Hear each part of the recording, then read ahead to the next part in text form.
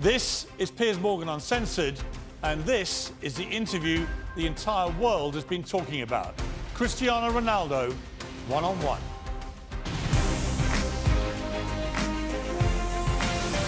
From London, this is Piers Morgan Uncensored.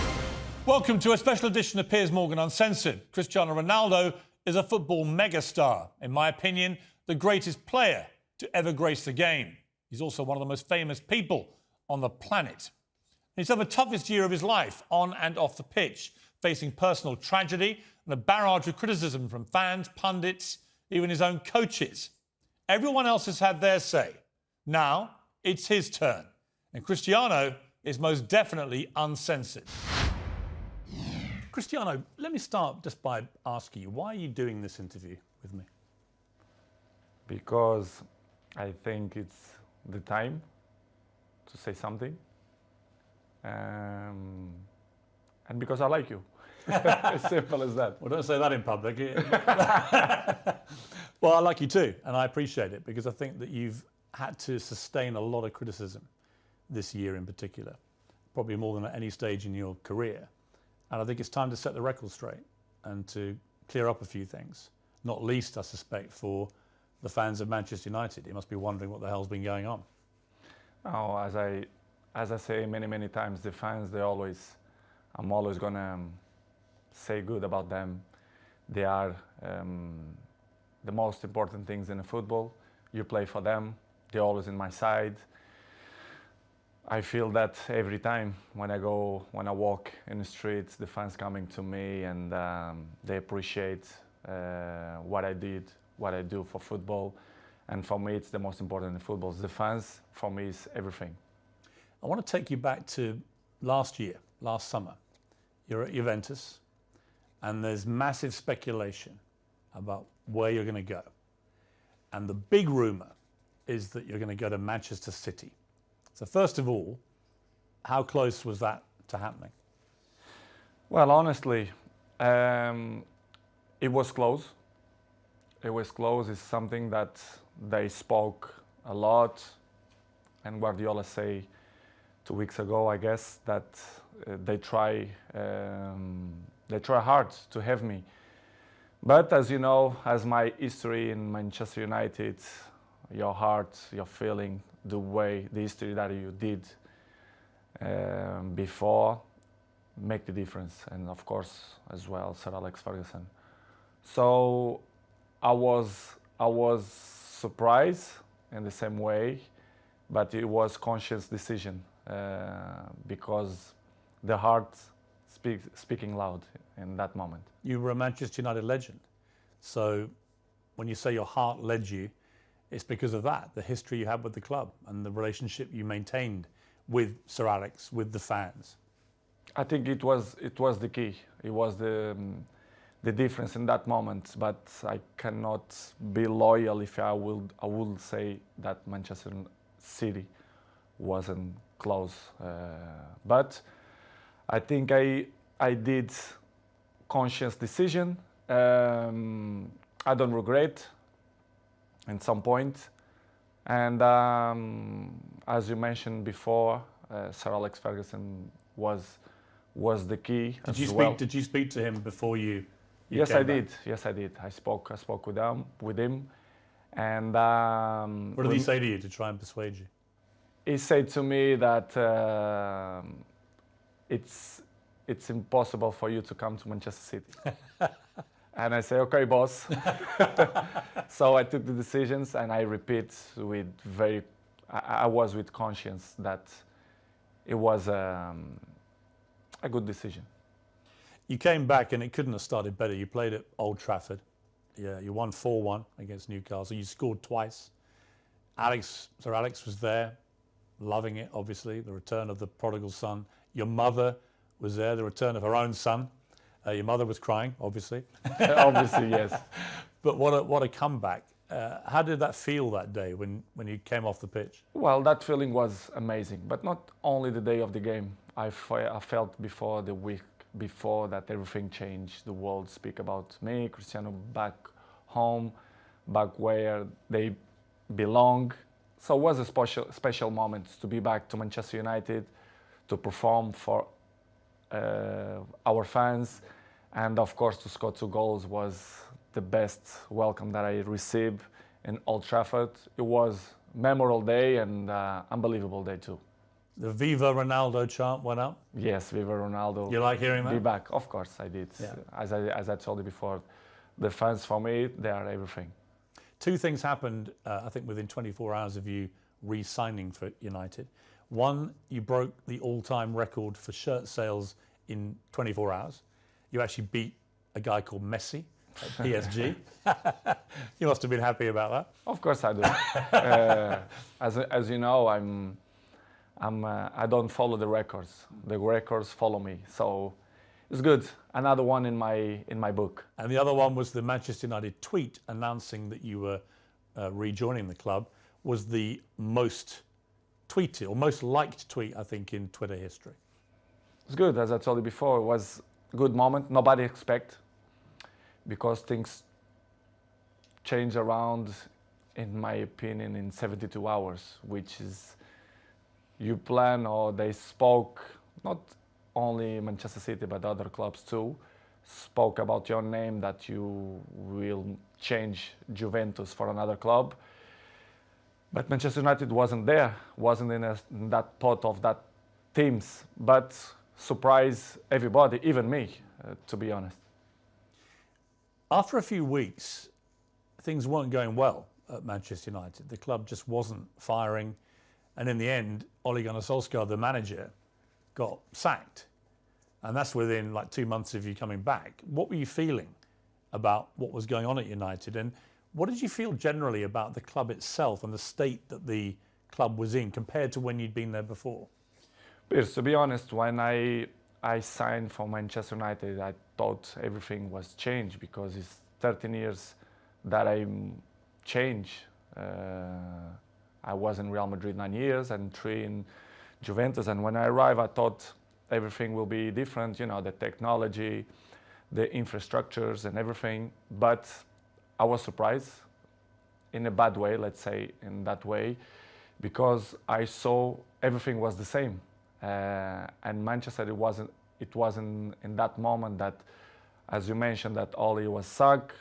Michael Carrick, he assumed the job for 2 games, Villarreal and Chelsea away, and everything was so fast, but surprised me a lot. Instability in the club, everything was kind of the same that I It hadn't moved on. No, they stopped on the clock, in my opinion, which is something that surprised me. I didn't expect. And slowly they start to change, even the windows, the new players, and was tough. It was tough for me because I didn't expect that. And because when you were there before, if Manchester United wanted a player under Sir Alex Ferguson, they normally got their man.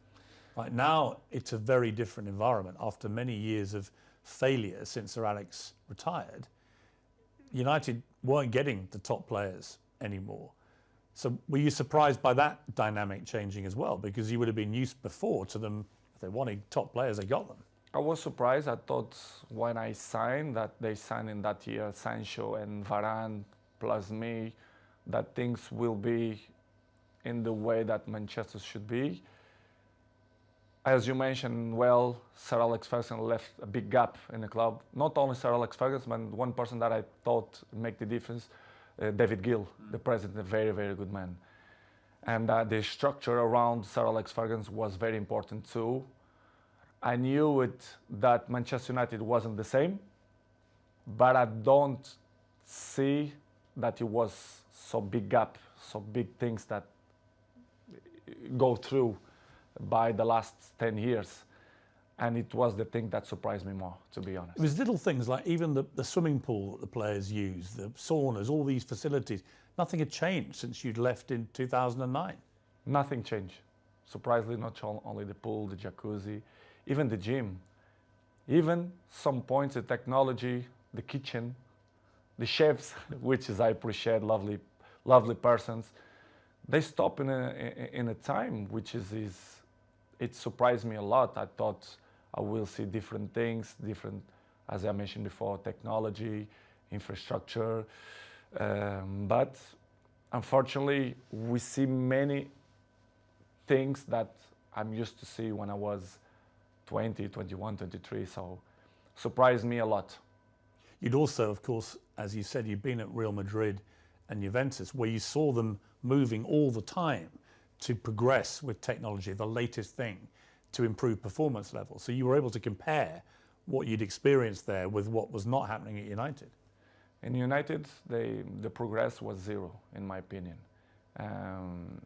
To compare with Real Madrid and even Juventus, that they follow the recent world. So the technology, especially the terms of training, nutrition, and conditions of eat properly and to recover better than before, surprised me.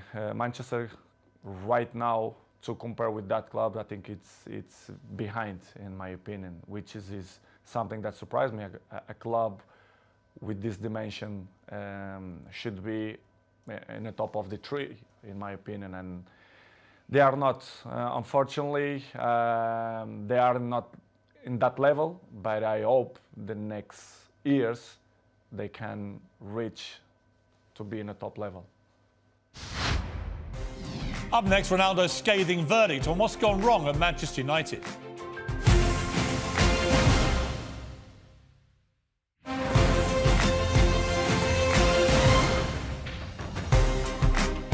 When you look at, United have had some of the best managers in the world follow Sir Alex Ferguson, and they've all been relative failures compared to other stages of their careers. Do you think that partly that's down to the structural element of this, that there just isn't the support that top managers need? I don't know what's going on, but since the Sir Alex Ferguson left, I saw not evolution in the club. The progress was zero. For example, we have an interesting point that how the club as Manchester United, after Ole, they bring sport directive Ralph Rangnick, which is something that nobody understands. This guy is not even a coach. A bigger club like Manchester United bring sport directive. Surprised not only me, but all the world, Well, it was a ridiculous decision, wasn't it? Of course, in my opinion, you have to be honest. If you're not even a coach, how are you gonna be the boss of Manchester United? It's something that I should see that Manchester is not followed not the right way to reach successful like other teams, like for example Liverpool or Manchester City, Chelsea. They are one step behind or two because of this kind of mistakes. In my opinion, they should improve and change probably the staff or the people, the directives or presidents. I don't know who is the problem there, but Did it show a lack of ambition to you when they replaced Ole Gunnar Solskjaer, who a lot of fans liked, but he obviously wasn't delivering the big titles that United wanted and were used to. But to a point, someone like Ralph Rangnick, I'd never heard of him. And I'm thinking if had you heard of him? No, of course not. You'd never heard of this guy? Nobody, and the people who I speak, nobody knew it. Who is him? So suddenly did you call him the boss? Of course, I respect. We have to call because he assumed the job. Regardless, all the coaches that I had in my career, I call them boss because if they assume the job, we have to call in that way. But in the end, deep inside me, I never saw him as a boss because I saw some points that I never agreed, and he stopped in the time as well. Because if you're not being a coach, the next 5 years, you're gonna lost the identity to be a coach. So surprised me a lot. But in the same way, don't surprise me a lot because if you see the structures, they keep it the same. So the coaches didn't surprise me, but was a tough moment. What was extraordinary was very quickly after Rangnick took over, started briefing journalists that you weren't pressing enough and that maybe it would be a good idea if you moved on from the club. And I'm like, who is this guy? And why is he saying this to the man who's scoring the goals?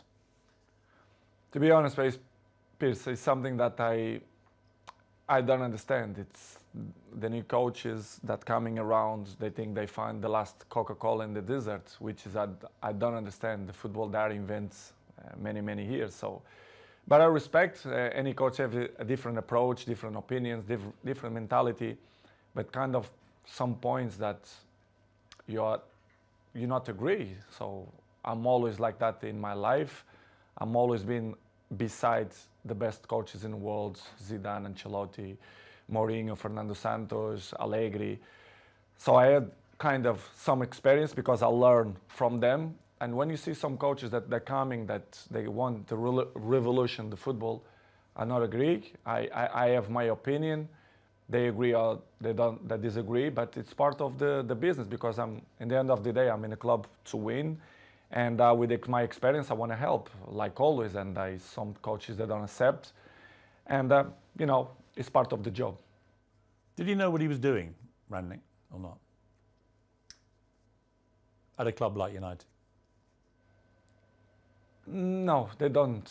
They knew with the club very well, but they don't know the dimension of the club inside, the history of the club, which is for me surprised me even more, which is when the soccer Ole Solskjaer, you should bring a top manager, not sport director. Did you think it was right to get rid of Solskjaer, or would you have kept him on? Well, it's not. Well, I love Solskjaer. I think he was a top person because what I keep inside my heart, it's the heart of the persons, and Ole for me is a top person. Coach, of course, he wasn't. He didn't look for what he wants. It's hard to assume after Sir Alex Ferguson, but I think he did a good job. For sure, he need more time, but I'm never doubt that he's going to be a good coach in the future. But it was a good experience. I was so pleased to work with him, even a short period. What about the younger players and specifically their mentality? Because it seemed to me, just from what I was reading, that when you were originally at Manchester United as a young 18-year-old, that you had huge respect for the older players, the Keanes and these guys in the dressing room, and you would soak up their experience, their wisdom and so on. Did you get that same respect, do you think, from the younger players? I don't mean that they don't respect the experienced players or the oldest players. I don't think that word is the best one, but they live in a different era. I can see my kid, they have 12 years old. The mentality, they are not the same. They are not suffer that. What's the difference? The anger. I think the anger. I think that they have the things more easily. Everything it's easily. They don't suffer. And I think they don't care. I don't mean only a few in Manchester United, but all the teams, all leagues in the world, the youngers, they are not the same of my generation. But we cannot blame them because it's part of the life, the new generation and the new technologies that avoid, they distract them for another thing. So, but they are not the same. They listen, but this is why we have 2 years. You listen from one side and they go away from another side. So don't surprise me, but in the same way, it's a little bit shame because if they have the best examples in front of your eyes and if they don't at least copy what you did for me, it's kind of weird because I remember when I was 18, 19, 20s, I'm always look to see the best players, Van Nistelrooy, Ferdinand, Roy Keane, and Giggs. This is why I have the successful that I have and longevity, because I take care of my body, my mentality, my head, because I see these guys and I learn from them. When you try and give advice to these younger players, what do you say to them? What do you try and guide them to be like? I think the best advice, I'm not the kind of guy to like to give advices. I prefer to be as example. Yes. Because I'm an example. I'm there every morning. I do it the same stuff. I'm probably the first ones to arrive and the last ones to go out. I think the details speak for itself. So, because as I told you before, they listen one thing and in 2 minutes they already forgot and do it whatever they think it's better. This is why I say I like to lead by example. And some ones they follow me, not much, but See, I just find that incredible. That if I was a young footballer and I had Cristiano Ronaldo at my club, that I wouldn't want to spend every second watching him, listening to him, observing the way you go about your business. And yet, from what you're saying, clearly, they're not interested. they don't care. Some ones yes, but most of them no. But for me, it's not surprise me. Don't surprise me because they're not gonna have longevity careers, in my opinion. It's impossible. It's impossible to see, for example, my generation, you see many players, they reach 36, 37, 38 in a high level. I think this generation, you're gonna count by your hands how many gonna reach in that level, because this years of preparation, it helps a lot. Who are the players in the world that you most admire for their mental strength, their attitude? It's difficult question because I'm always can say what I see from my eyes. For example, if you tell me what I see, for example, in Manchester United, I can mention probably Dalot, Diogo Dalot. His example is young, but he's very, very professional. And I'm not doubt that he's gonna have longevity in the football because he's young, he's smart, intelligent, and he's very professional. You have a few ones more, but like him, it's difficult to see. Probably Martinez, Casemiro's 30s, but I will say Dalot. Coming next, Ronaldo opens up on the toughest moment of his life.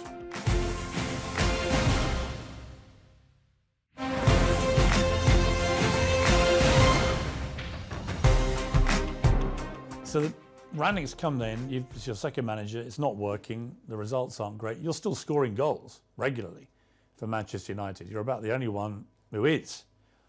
But then you get hit by an awful episode in your life, probably the worst time of your life, where your partner, Georgina, she's pregnant with twins and is actually giving birth to these 2 babies.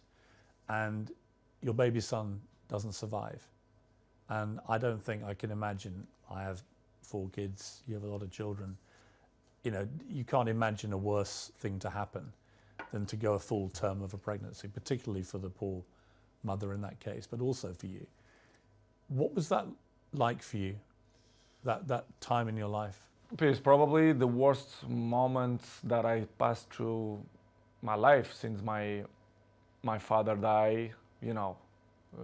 When you have a kid that you expect that everything will be normal and you have that problem, it's hard, you know. As human being that I am, me and Georgina, we had quite difficult moments because we don't understand why happened to us. Was difficult, to be honest. Was very, very difficult to understand what's going on in that period of our life. As you know, the football carry on. They are so fast, many competitions. The football don't stop. We have many competitions.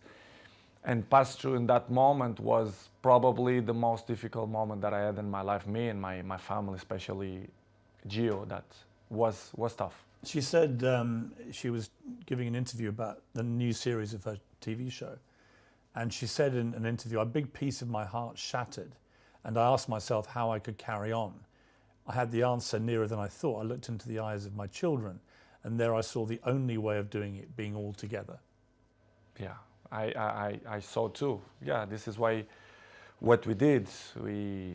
I grew up my family, especially Gio, and we had the difficult moments, but we said, listen, we have more kids. We have one that born, Bella, that we have to be happy too. I mean, such a difficult situation again, where you're mourning the terrible loss of your little baby boy, but also celebrating the birth of your beautiful daughter. I try to explain sometimes to my family and even my close friends. They say, I never felt to be happy and sad in the same moment. Yes. I never felt. It's hard to explain. So difficult. So difficult. You don't know if you cry or you don't know if you smile. Yes. Because it's something that you don't know how to react. You don't know what to do, to be honest. And of course, I remember very well that I look like,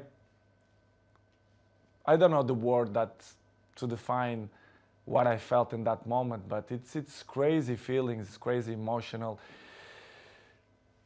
But as I told you before, I have to hold that we had at least Bella, yes, which is the most important. One die and one survive, but it's difficult to explain. How did you explain it all to your other children? They must have been so confused about it. In the beginning, Gio arriving home and the kids start to say, where's another baby, where's another baby? Of course, Cristiano, I had conversation with him in the day because he's 12 years old, he knows, he understands everything. And I had a nice conversation with him. We cried together in his bedroom and he explained, and it's kind of, he didn't understand. He understand, but in the same way, he was a little bit confused. The other ones in the beginning, in the table, the kids start to say, Mom, where is the other baby, blah, blah, blah. And Gio, in the beginning, they start to say, because, you know, she had a little bit belly, because they had two, it's hard process. And after 1 week, I say, you know, let's be frontal, let's be honest with the kids. Let's say that Angel, which is the name, they go to the heaven.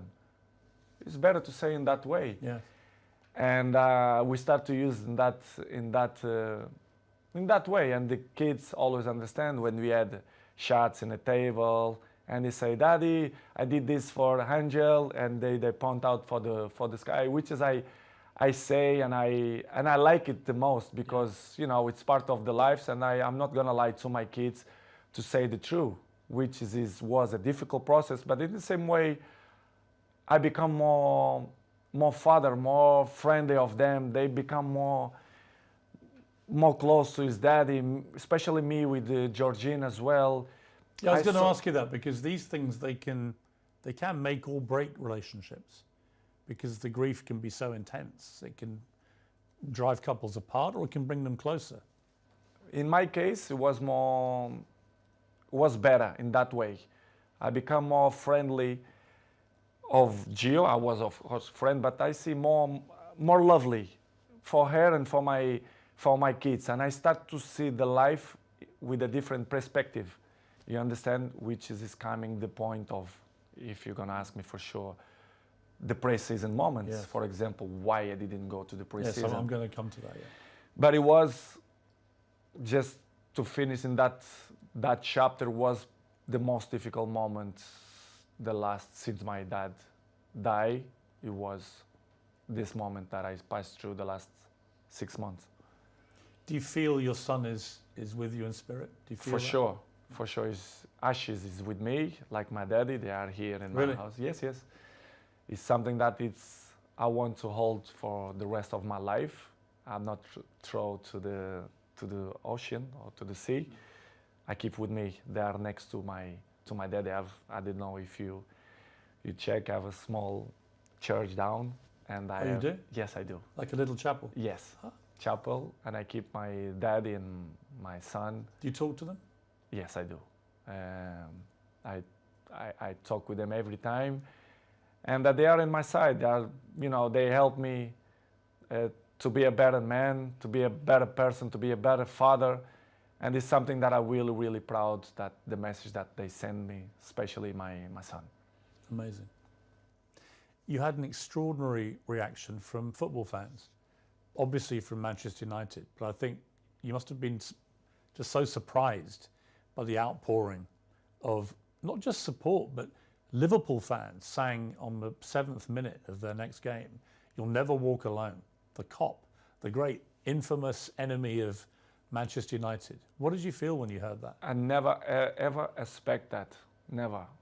I had the opportunity now to say all English community, thank you a lot for that kind of that they had with me, not only Liverpool, but all England. I felt I was at Arsenal when you played, and on the 7th minute, the whole crowd I were received applauding you. a letter from the Queen family as well. Really? Yes, I do. Which is his From the Queen herself? Or? yeah family, Yeah. and surprised me a lot. Offering their condolences. Yes, Wow. unbelievable. This is why I say I respect a lot the English community, English people, because they've been very kind with me, and in that difficult moment of my life was spectacular. The way they treat me and my family in that difficult moments. I should say straight to the crowd and thank you to the all English community that helped me in that moment. When the Queen sadly died in September, you posted a very nice tribute to her. Was part of the reason because of what they had Of course, been like with you? of course, they've been so kind of with me, and this is why I did what I did. But it was unbelievable moment. I'm never ever gonna forget that moment. You have a little girl, Bella. She's 6 months old now. Must be a great joy amid all that terrible sadness. Unbelievable. It was another member in the family. They are the shine of the house, and we are so proud. Me, Georgina, and all my kids. They are very, very proud for them. They are spectacular. A beautiful girl, and we are so happy. We are so happy. We are happy fathers. You're going to have more? I'm not thinking now to thinking more kids. I think we done, but we never know. The future only God knows. But right now we want to have a break to enjoy these ones because they are little. Bella 6 and the rest they are 5 and Cristiano 12. We want to enjoy a little bit of these ones. Let's see the future. It's very difficult to play top level football at the best of times. It's a hard business in full public glare of millions of people watching. To have to go back and play after this must have been incredibly hard for you, even with your mental strength. How did you find that? Difficult, very difficult to play after that. But as I always have good support from my family, and Georgina told me, go to play, go enjoy, to do what you like to do. We're gonna help for you to forget a little bit the situation. It was difficult, but in the same point, I think helps for you to, to don't thinking much about that, even to training was good. But as you know, the football going so fast, and trainings, games, even the national team, the things going so fast, you don't even have a time to settle and say what's going on, because the things going so fast. But was good. Georgina helped me a lot to give me that possibility to say. She's a very strong woman. Yes, she did. Georgina. Yes. I mean, really strong. Yes. Just to be your partner is probably not an easy time a lot of the time, with all the attention all the time. But to go through what she's gone through and still get up and be there. We help each other. But she struggled when she was young, which is she look at life with a different eyes. Even she's young, but she suffer. She born in Argentina. She have his issues with his family as well. She live alone. She have interesting life and histories as well. And she helped me a lot. She's very mature for his age. We help each other. Sometimes when I'm a little bit down, she push me up, and I do it to the other side. So we are a nice couple. We help each other. So I'm really pleased that she's on my side. Any movement on the wedding bells, Cristiano? I'm not thinking now about that, but I can see in the future. I think she deserves, but it's something that not coming now in my plans, but in the future, yes, I want. Coming next, Wayne Rooney, Gary Neville. Ronaldo's got a message for both of you.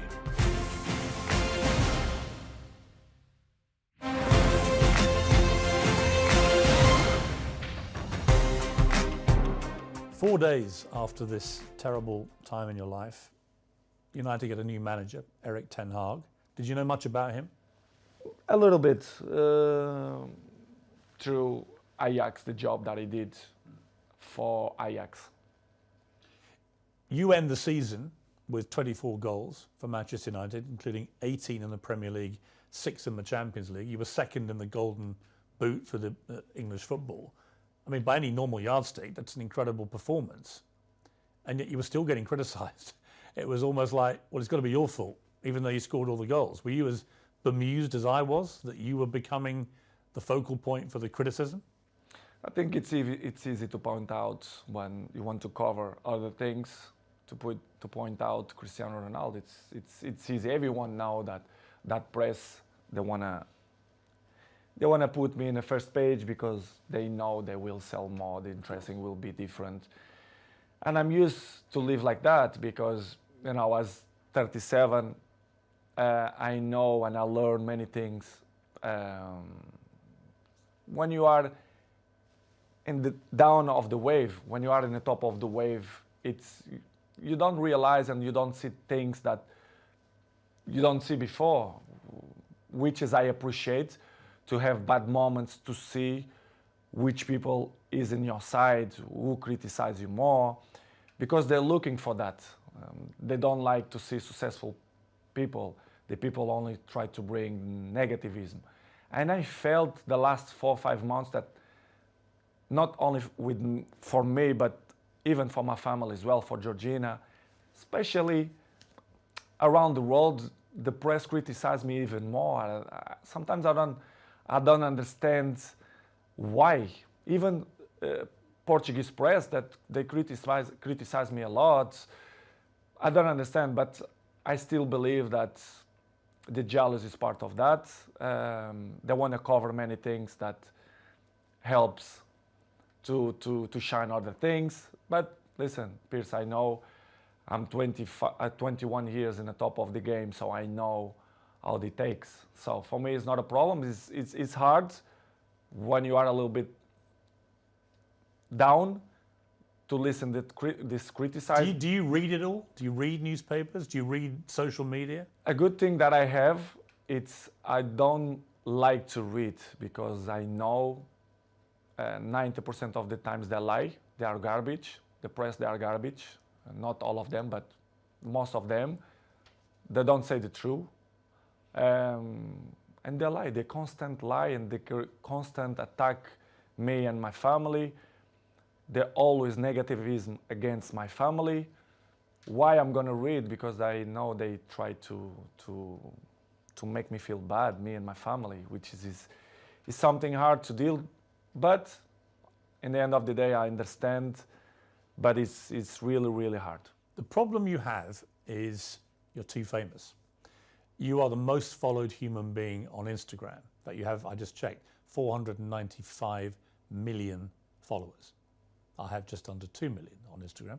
8 million on Twitter, so I'm catching you on Twitter slowly, but 400, you're nearly at 500 million followers on Instagram. I mean, that's insane. You're bigger than all the Kardashians put together. It's good. It's good. I feel proud for that. It means a lot for me because it means that people like me too. I'm charismatic. I think why I'm the number one. Sometimes I ask that question to myself. Why me and not another one? Why do you think it is? To be honest, not just only because I play good football, because everyone knows, but I think the rest is relevant. You have to be charismatic. People have to feel some connection with you. I think to be good looking helps too. I have the same problem. Yeah, I feel the same way. To be honest, Piers, I don't know the real reason, but I think I'm charismatic and I'm a appetitive fruit. I don't know if we... A what? A fruit that people want to bite. Yeah. I don't know how you can say in English. Any particular fruit or? Let's Nice say peach. strawberry. But I don't know the reason. I mean, what's incredible to me is the power you have. Appetite fruit. Appetite fruit. I don't know if it makes sense in English, but if it don't make sense, you learn. I'll research appetite fruit, yeah. Okay. I mean, I have a pinned tweet, and it's you telling me I have good abdominals, which is a very good observation, by the way. And it's only 10 seconds long. It's had 43 million views, this clip. So thank you. Because 43 million people have heard the guy who actually has got good abdominals tell me I've got good abdominals. But it showed me the sheer firepower you have in that world of social media. It's just extraordinary. Is what I told you before. I have good things, which is you can sell your own product, let's say in that way, but you have to deal with many obstacles in your life too. Do you care if people hate you? I mean, a lot of people love you, but obviously a lot of people don't. You're so big, you're going to get both. But do you care about the ones who hate Cristiano Ronaldo? I care the people who like me. I'm not waste time for the people who don't like me. I think it's waste of time. These people, they are not interesting on my life. I like to be around the people who love me. I don't waste my time to see the criticize of people who is next to me, ex-players, for example. I mean, one of your biggest critics has been, and I'm surprised about this. Me too. Wayne Rooney, for example, who you played with for many years very successfully, and were good friends with him. And yet all this year, 3 or 4 times, he's come out and attacked you in the media. Piers, I don't understand. You should ask this question to him, but I don't know. I don't know why he criticized me so bad, or I don't believe that he's jealous of me. He says your behaviour is unacceptable. United should sell you.